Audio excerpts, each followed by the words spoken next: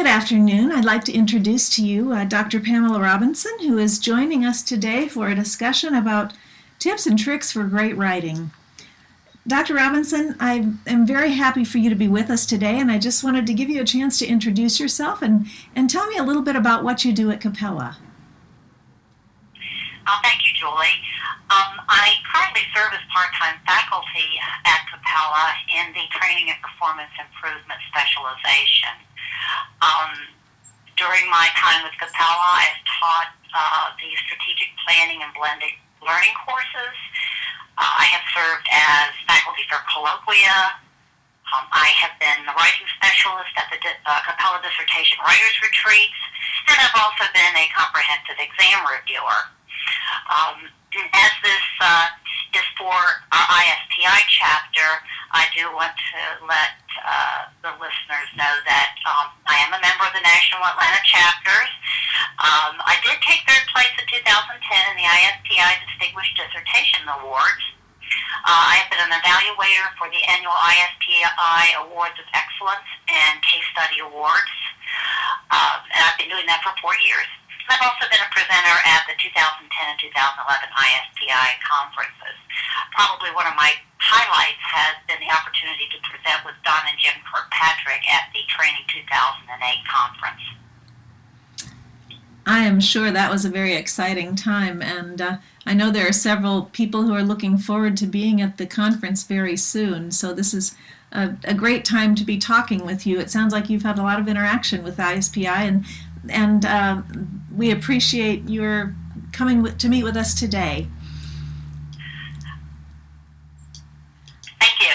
Yes, I've been involved with ISPI for many years. I find that it is a wonderful organization of which to be a part. I think one of the wonderful things is through the chapter meetings, and I'm in Atlanta, so we have a large chapter, and we've had absolutely excellent speakers in the past, and we get just the top people in our field at the annual conference. So for those going for the first time, you're in for a treat. That's great. What else can you sit down at the lunch table and have lunch with Judy Hale or Robert Chevalier, Maisie, all those people that we know well, and you can use their textbooks and their books in our work. That's really true, and I've enjoyed being able to go to the conference several times as well. So this is a great opportunity for learners to learn a little bit about what you have experience in writing, and also even for others such as I am who write in different settings now. You accomplished your dissertation, and congratulations on once again on winning the award for your dissertation. That's a great distinguished honor. Well, and the wonderful thing is, since they've had the dissertation award, we see Capella learners every year that have won second and third places. This year, we took the top award, first place. Capella learner took the first place in the award, so Capella has a wonderful reputation and president at ISPI, and of course the chapter, the ISPI Capella chapter, always wins awards, so we're well known. Very good, very good. Let's take a few minutes now to talk about writing, since you have had experience as a writer and in the dissertation writing retreat to be able to work with other writers. You've seen a lot of different styles of writing, I'm sure, and yet many things in common in the writing that you see. If I were to ask you to talk a little bit about writing, maybe we could start with what you see for common errors in writing that would be ways for our learners to do some research maybe and listen and take some notes about how to improve their writing because of the common errors that you see. What do you see in writing errors that you might give some tips to our learners and to other listeners that are alum also with ISPI? What would you say about writing tips that you see as far as errors? Well, the most common errors, certainly in looking at comprehensive exams and dissertations and coursework, also apply to many other settings. I think one of the big challenges, because most of our learners are non-traditional, and they've been perhaps out of the academic environment for a while, is getting back into that academic style of writing. In the business world, we use acronyms. We have our own, every business has its own internal language and way of doing things. And to shift from that business setting to the academic setting can prove challenging. What I have noticed is, one, is the use of slang or colloquialisms, such as there has been a lot of improvement in this area. Well, what's a lot? There's a better word than that, a more academic word. It could be there has been significant, or there has been great strides in. There are better ways of putting it. In academic writing, we do not use those kinds of colloquialisms or slang. There's a tendency to use absolute words, such as always, the best. And again, we need to steer away from those absolute words, because in many cases that's a judgment, and it's not based in fact. And this can also be where bias comes in. You don't think you're being biased in your writing, but if I get a paper that says this study will prove that, etc., how do you know? You haven't done the study yet. You are anticipating that, but you really don't know until you come to the end of the study. And those are the subtle ways that bias can creep into your writing.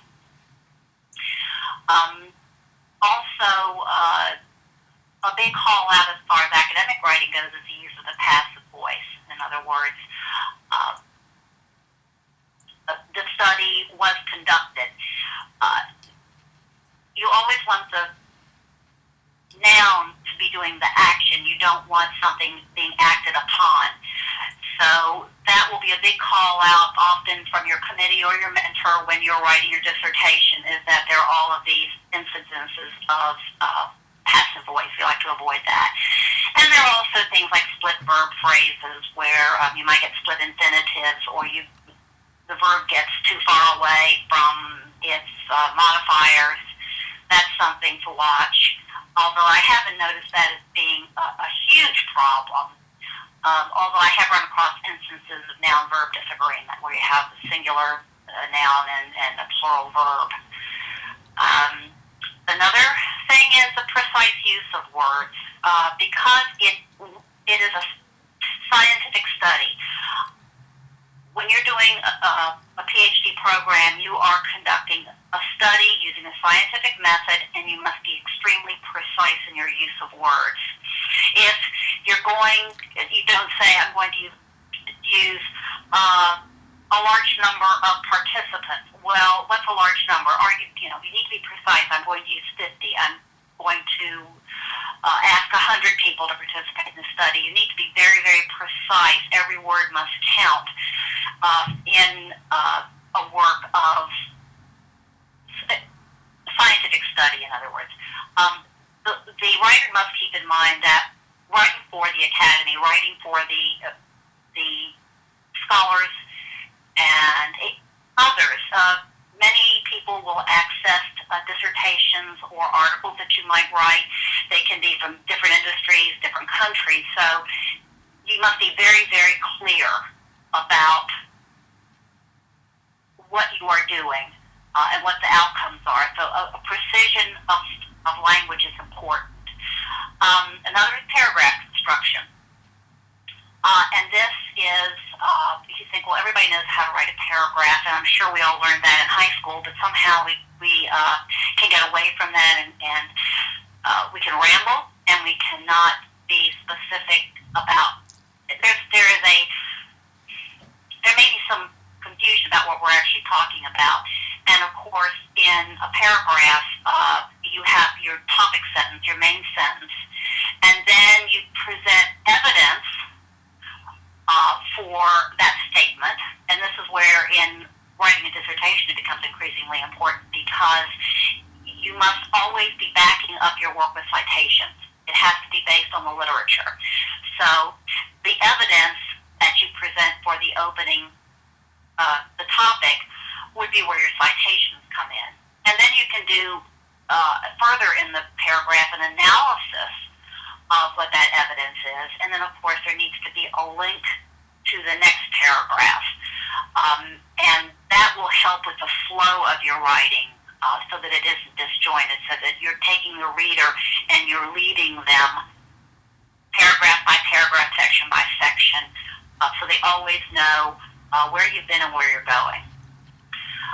Of course, a very, very important part of dissertation writing is the use of citations, because, again, you're really not allowed any opinions of your own. You can do an analysis, which is where your thinking comes in, but we rely on the work that's gone before us. And so citations are extremely important. What I've noticed in citations is often there can be an overuse of non-peer-reviewed resources, and peer-reviewed is extremely important because these are articles and studies that have been examined by a board of experts in the field. They check everything, and they know it's accurate, and therefore you can rely on those articles or studies. So there can be a use of non-peer-reviewed, particularly in trade journals and things like that, if you want to really talk about what's happening right now. Because a peer-reviewed journal can take 6 months to a year before an article appears. So there are some really respected magazines, such as ISPI. They have a monthly magazine, Performance Improvement, which the articles are written by experts in our field, and that's, I think, a very reliable, what we consider a trade journal. But you don't want to overuse that. You can also have an overuse of limited number of resources. You will find, I have found sometimes in reading a dissertation, that it seems like all the citations and quotes are from about 3 or 4 different sources, and that's it. So you want to be wary of that, because that does not show that you have immersed yourself in the literature and you know the broad scope of literature. There can also be a lack of synthesis or analysis connecting the literature or studies reviewed. It ends up being like a book report. And as a PhD candidate, learners must, or if you're writing articles for peer-reviewed journals, that's the highest order of Bloom's taxonomy, is synthesis and analysis, and we expect to see that in your writing. Another problem can be copyrighted material used without written permission. And this primarily involves cut and paste. You see a wonderful chart in the book, or a picture, or a drawing, and you scan it and do a cut and paste. You cannot do that unless you have written permission from the publisher.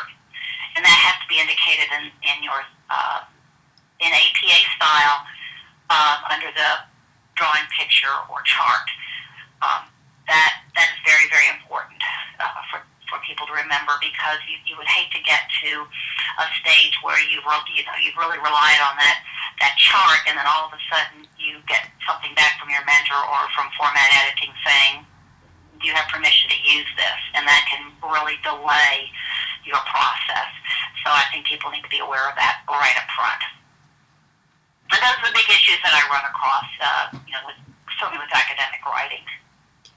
Very good. Thank you, Dr. Robinson. That's a really great overview. It was fun to hear you talk about it, because it was a review for me. I remember when I was going through writing my dissertation, having to think about a lot of the issues that you talked about with synthesis and putting different ideas together and deciding how they would work together, and bringing them into a framework of understanding for what I was working on, what I was doing. And also the basic paragraph construction is something that I think we can always work on, don't you? That you have an introductory statement, and then you develop your idea, and then you make a transition to what the next paragraph will grow to become. Are there? And one of the things that you learn in academic writing, particularly doing a dissertation, is that people will ask how many citations do I need. And the reality is, if you're doing the paragraph construction the way you should, there really should be a citation there in every paragraph, because that's the evidence part of the paragraph, because you're pulling from the literature. Very good. And like you said, you need to have more than 3 or 4 articles or peer-reviewed journals that you are referencing in that process. The other thing that I didn't mention is, and you often see this in learner writing, is that they'll use secondary and tertiary sources instead of primary sources. And it's always best to go to the primary source. If you are discussing Skinner or Gilbert and you're taking it from a textbook, that's a secondary. You need to really go to the primary source. That's important. Yes, I remember I was very excited when I actually found an original copy of Gilbert's work. And so I was able to get a book and had it sent to me so I could quote his book directly and put the direct quote in there. And that was a lot of fun to be able to do, since the book was written, I think, in 1976, quite a while ago. Right. And some of the big names, they republish the books. Some don't. I do remember when I was doing my comprehensive exams, I had a question on system theory. And it was developed by a German biologist named Hugo von Barlaanthe. Well, that was in the 30s. And of course, our wonderful Capella library, they do go out and find books. It's like a little lending library. Mm-hmm. And they tracked down one of his books in some little college library in Maryland and sent it to me. So that's another thing as a dissertation writer. You need to, when you're thinking about the timing, how long it's going to take you to do a dissertation, you do have to factor in that it may take you a few days to get a hold of the resources you need. So think about that when you're writing an article or when you're doing your dissertation, that you don't take shortcuts. You really need to think about these things and build those into your timeline. Yes, time is a very important thing to be able to manage in the process. I know that a dissertation can be a lengthy work, and anything you can do to streamline the time that you spend waiting is probably very helpful. Do you have any other tips for improving writing for the dissertation, or perhaps just general tips for writing that you see for improvements to make? Well, I can certainly talk about my favorite resources. That sounds good. Okay. For our Capella learners, you have on iGuide, you have the Writing Center, and you want to go to the Writing Center graduate resources. And they have a wealth of information. It can almost be overwhelming. They have modules, tutorials that they can go through. But there is a writing handbook that they can read, or I have to download it.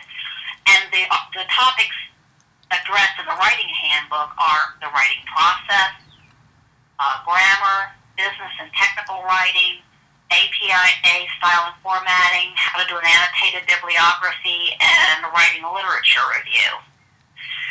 And those are all wonderful things, and I always recommend that learners get familiar with that as soon as possible, because then when you get to your dissertation, you've got that information, you've looked through it, and you know where to access things. So it's all right there in the writing handbook. Another thing is smart thinking, which our learners should be familiar with from their courses. But you can send your writing off to a resource that will look through. You can ask them what you in particular are looking for. Let's say you have a problem with passive voice. and let's say you also have a problem with paragraph construction, you could send your writing and say, I would like for you to look at these two things, passive voice and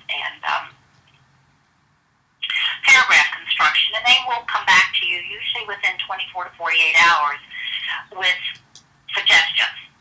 So it's a wonderful, and they don't do editing, but it's a wonderful way to get feedback before you send things on to your mentor or your instructor to make your writing better.